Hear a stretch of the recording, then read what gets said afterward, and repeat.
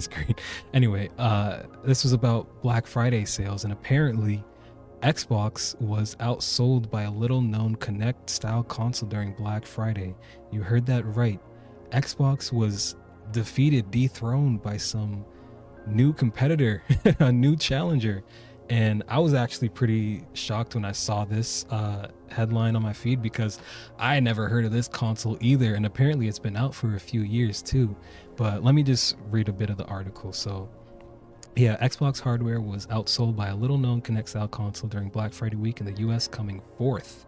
That's right, not first, not second, not third, but fourth. Wow.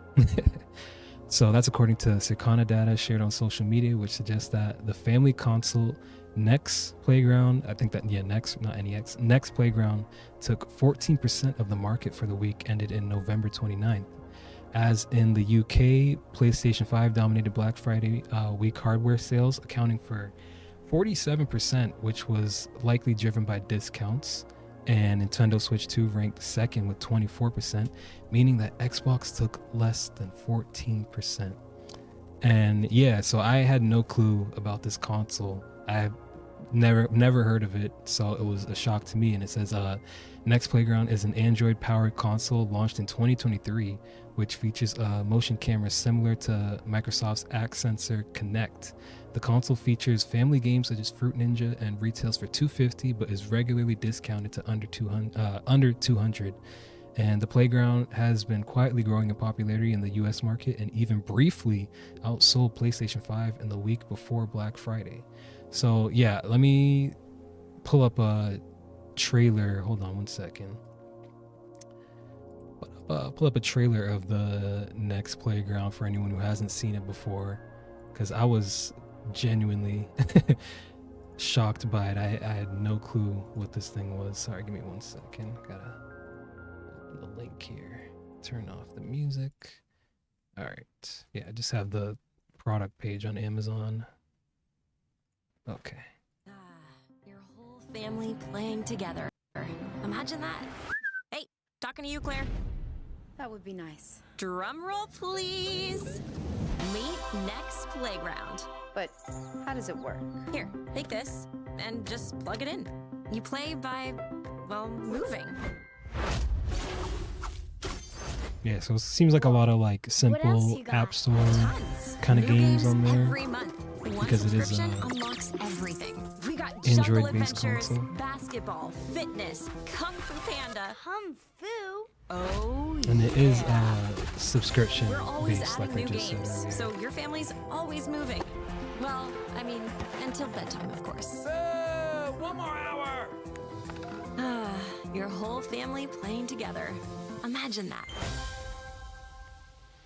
Yeah, so hold on, sorry, let me put the music back real quick.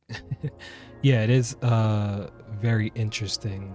Make sure I'm on the right screen here, because while I don't want to focus, funnily enough, I don't want to focus too much on this console itself because I don't know too much about it, but it is interesting that this new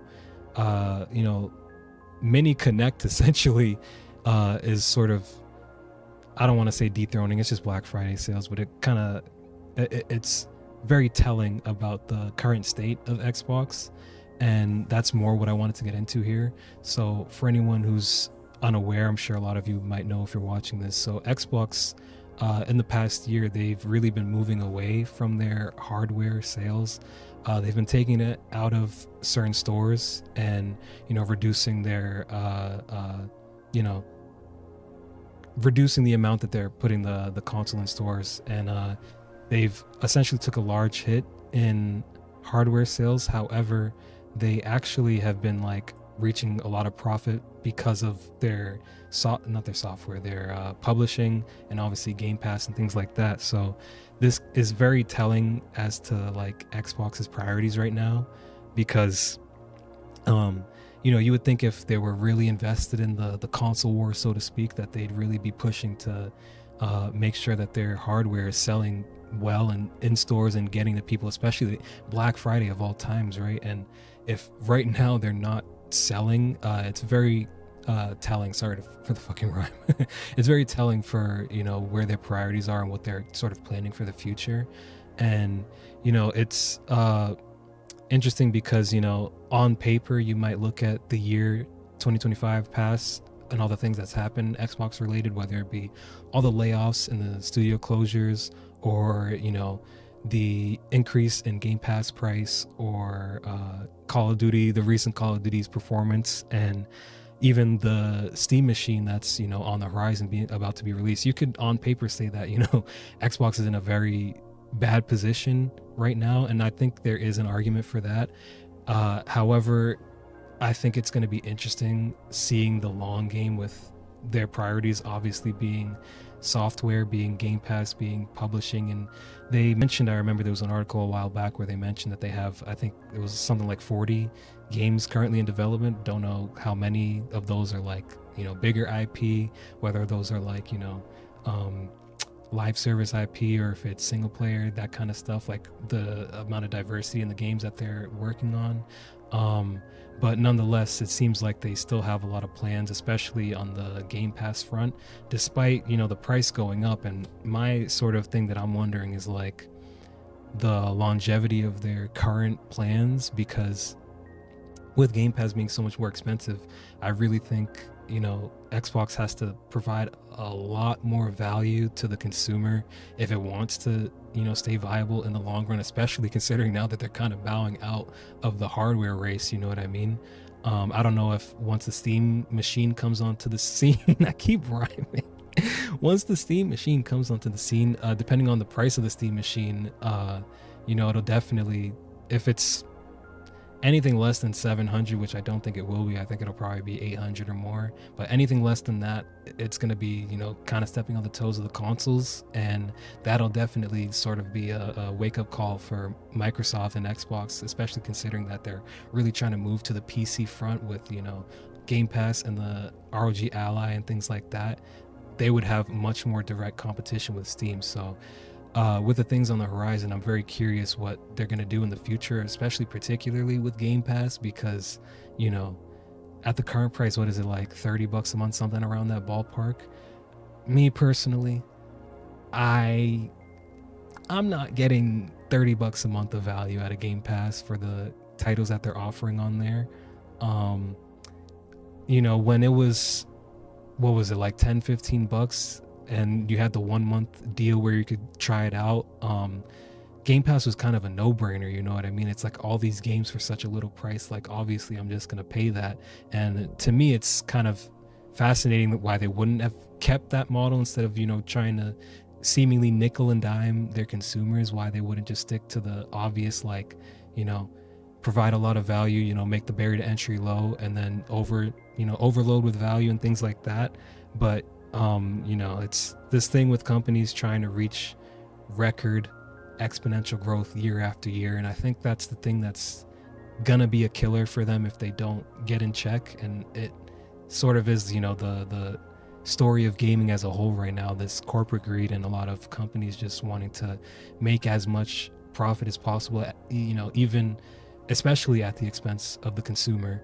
And one thing I kind of like was realizing recently, and I was talking with my friends about too, it's like a lot of the times when these companies are reaching for these exponential profits year over year, endless growth, endless profit, they end up alienating the audience and losing sight of the very thing that made them successful and popular to begin with. And it's almost like they forget that the consumers are the ones that put them in the position that they're in the first place.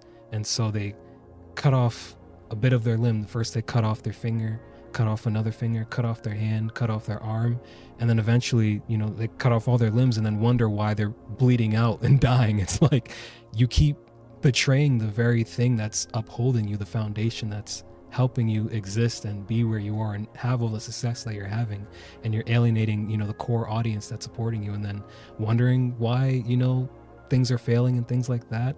I think that's sort of the trajectory that we're seeing, and especially a company like, for example, Ubisoft, who's just like a lot of greed and just poor titles, poor business practices. Obviously they had a little bit of success recently with the new Assassin's Creed, but overall they're still kind of in the hot water right now because their games just haven't been very great recently. They've been very cash grabby, very microtransaction-y, very nickel and dimey, things like that. And obviously their ventures into AI, and a lot of companies ventures into AI, is very telling about that as well, especially when you're, laying off a bunch of employees that again are the ones who put you in the position that you're in the first place, who are making these titles for you, making these games for you. You know what I mean? You're cutting off your own limbs and then wondering why you're dying. It just doesn't make sense to me personally. And I think, especially with the competition around right now, Xbox is really, like, right now more than ever, they're gonna need to get their things together. Otherwise, it might be a bit too late. But maybe that's just me. At the end of the day, they still have had record profit this year. I think they mentioned that Game Pass made 5 billion, somewhere around that ballpark for them, which is their record for Game Pass. And they've made, I think, some number, I can't remember the number, I'm sorry, I'm a terrible reporter, some amount of profit that was more than last year. So they're still, at the moment, they're still growing, they're still doing well.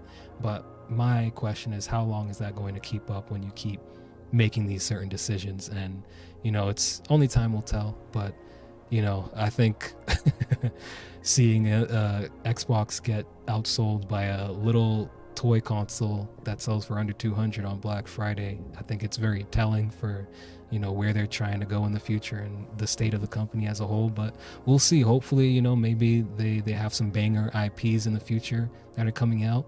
And ultimately, like, I say all these things, but ultimately, we don't want, I don't think as a whole, it's not good if Xbox fails, because obviously we want more competition in the scene so that it drives better deals and better things for the consumer, because obviously with more competition it pushes each company to do better and really try to appeal to the consumer. So if Xbox were to just bow out, if they were to stop existing, all these other companies, Sony, Nintendo, even Steam, Steam is great, but you never know in the future what could happen.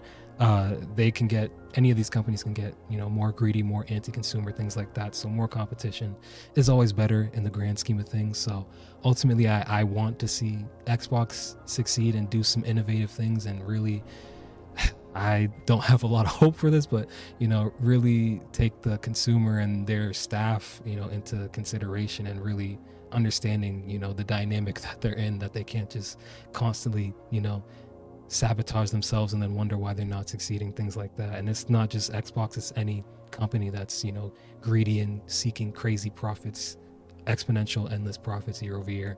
But only time will tell. We'll see what happens. Until then, Xbox might have some competition with Fruit Ninja and arcade basketball and things like that. So we'll see what happens. But yeah, I think that's pretty much all the news I had for today.